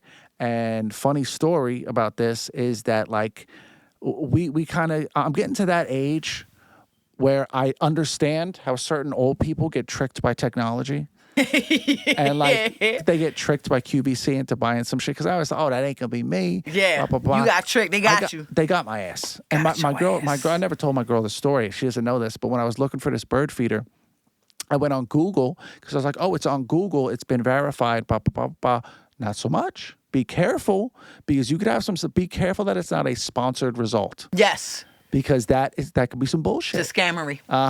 Because I looked up online. I just looked up like top-rated video bird feeder. Right. And I looked up this site that appeared to be Consumer Reports. And I'm like, Consumer Reports, that's a verified source. They're great. And it was the first Google result. I click on it. It's a website. And it was this, I forget what it was called. It was called like Happy Birdie was the name of the feeder, right? Oh, Happy God. Birdie. And they ranked them, and it looked like a legit Consumer Reports site. And the first one was Happy Birdie. And then it said, just like Consumer Reports, pros and cons. And the pros was like, #1 rated. And I think the rating was like, this should have been a red flag. But they got me. I don't know how they got me, but they got me. Everybody I don't know about video bird feeders. It said 9.9 out of 10 was the ranking. And then the only con was that they sell out so fast. Yeah, you already know that's some bullshit. And I was just like, oh, man, like, I heard of Bird Buddy. I heard of Birdfy. I haven't heard of Happy Birdie. This must be like some brand that only bird experts know about, right? The experts know about this birders. Brand. And sure enough, a pop-up came. Again, second red flag. The pop-up came from the company that made Happy Birdie, and it said 25% off discount in the next 5 minutes. Got you. Thinking back, I'm like, Consumer Reports is not going to allow any company to do pop-ups. So I click, I'm like, I got to pick this up. And it had the place where you could get it, Amazon, everything looked like it was legit. I went to the website. I ordered it. It was like $170. Oh, damn, dog. I ordered it. I went on there. I used like Apple Pay to get it. And as I'm trying to check out suspicious stuff, it's trying to sell me like this add-on and this add-on. Yeah. So it tried to sell me like 5 add-ons. Yeah. My dumb ass just kept going through trying to get this thing ordered for Christmas. And I ordered it. And then at the end, I see the company that made it. And the company's called Woozoo Tech. Oh, man. You got the Shein shit. You already know. Motherfucker Wish.com. You already know. Temu. They gonna send you a fucking telescope. Here you go. I basically... watch the birds through that shit. I basically, in that moment, was in the same class of the grandparents who get them their grandson a Game Station 5 off AliExpress. And expect him on Christmas to go crazy. And he's like, the fuck is this? And I'm with them now. I understand. I should be in a support group with them and just be like, I get it. Listen, Ethel, I get it. And and then literally right away, I was just like, Woozoo Tech. So I did it ass backwards. I said, let me do my research on this company. Of course, in the Better Business Bureau. Funky. Supposedly they don't give back refunds. Horrible customer service that doesn't exist. And they got you? And then, and this is how I rectified it. Shout out to my bank, Chase. I then look up on like YouTube. I'm like, let me see some reviews, right? And of course, every other company, the one I ended up getting, Birdfy, they got a bunch of consumer reviews because it's out there. Yeah. Bird Buddy as well has a bunch of consumer reviews. Woozoo Tech's Happy Birdie, the only videos I could find are on Woozoo Tech's YouTube channel. It's not this piece of shit is not mentioned anywhere else but their website. Right. And there's no other websites so you that know have it's reviewed them. Fake, bitch. And then here's the thing that sealed the deal on it being a piece of shit. You go on the videos that Woozoo Tech posts on its own YouTube, comments disabled on all of them. And I'm just like, fuck. So I hit up Chase. I said to them pretty much, I said, listen, I made a mistake. I did order it, but now I'm looking online. This company looks like a scam company. They look like they don't issue refunds, blah, blah, blah, blah, blah. So I called up Chase. I said, is there any way that you could work this out? And basically what they did is they refunded my money through Chase. And then they said, we're going to look into it. Nice. And they went out and I'm pretty sure they contacted the company. And they basically told them, like, listen, like, you're a scam because it took a while. It took like 2 weeks, but the company eventually did refund all my money. Wow. Which from what I saw, they don't do with everyone. They kind of offer people 10% back or 10% discount on other products, and then they don't contact them after that. Right. But this company, in the end, they refunded all my money, and then I contacted Chase. I said, listen, hey, they came through. They refunded my money. You guys can take your money back now, just to, But yeah, they got my ass. My girlfriend almost got a Happy Birdie and almost got fucking dumped. And you on Christmas. You wasn't going to get no Happy Birdie anyway. They was going to give you a motherfucking pair of binoculars that didn't even work and see how to buy. You want to see birds? You want to see birds? Go outside. You want a bird camera? Here's a box with some bird seed and a Hitachi fucking the shoulder cams that used to have in the 80s that dads used to videotape Christmas with. Here's one of them viewers, them little fucking red shits. The viewfinder. The viewfinder. There's there you go. Viewfinder. Look at these Disney birds. Yeah, that's what I was going to get. So in the end, well, shout out to Chase for looking out for you, Chase. dog. Big That time. shit was Big great. time. Honestly, yeah, a lot of people like talk shit about their banks, but Chase, and we're not sponsored by Chase either. No, This is the new sponsorship. Just they took care of me. They were very nice, and Christmas went off without a hitch, and we actually just set it up before I got here, and it's working well. And I can't wait to see them birds on them bird cameras. They act like they're looking at you, like the fuck you looking at. I love how like they just be looking at directly at the camera. So hopefully we can catch some birds on there, and I hope she enjoys her gift. And then we had a great New Year's Eve too at home. You know, Grandma fell asleep before the ball dropped. That's all right. The ball was late dropping anyway. Yeah, right. You get to a certain age, and it's like I'm definitely getting a nap or two in before the ball drops. Yeah, I mean, I ran 4 miles and shit, so I got my naps on afterwards. But that's what's up, man. Like, I'm glad to be back doing this. And me too. Yeah, I was itching, but the break is good, and you know, I hope everyone had a happy holidays. Didn't miss us too much. Yeah, we're back at it. Yeah, and you know, we really appreciate everybody that was listening before, and it's a new year. Yeah. And so we definitely going to have some cool stuff this year coming down the pipeline. Yeah. For sure. Any new listeners? Thank new you for listeners, listening. 2026. That's it. And we're going to get back to a more steady schedule. I got a car now. For sure. My man got the whip. So I might be able to get in here more often, and I was happily surprised. You got great parking on your block. Yeah. I got to give it, because when you're driving in Jersey, like, it will determine whether I go to somebody's house by what's the parking. I even asked you earlier today. You did. I texted you about hours before, and I said, what's the parking situation where you live? Yeah. Because if your parking situation is shit, I might not show up. Think twice. I might not show up at your house, but you got great I parked right in front of your house. It was fantastic. Yes. So, I'll probably be able to get out here more, and just happy to be back at it. We talk anyway, but I'm happy to be back here talking to you. And here's to 2026. 2026. A great new year. Great new year. Don't take no shit. You want to take a little time out of the craziness in the world, please tune in to us, because we talking about the things that we care about and that make us happy.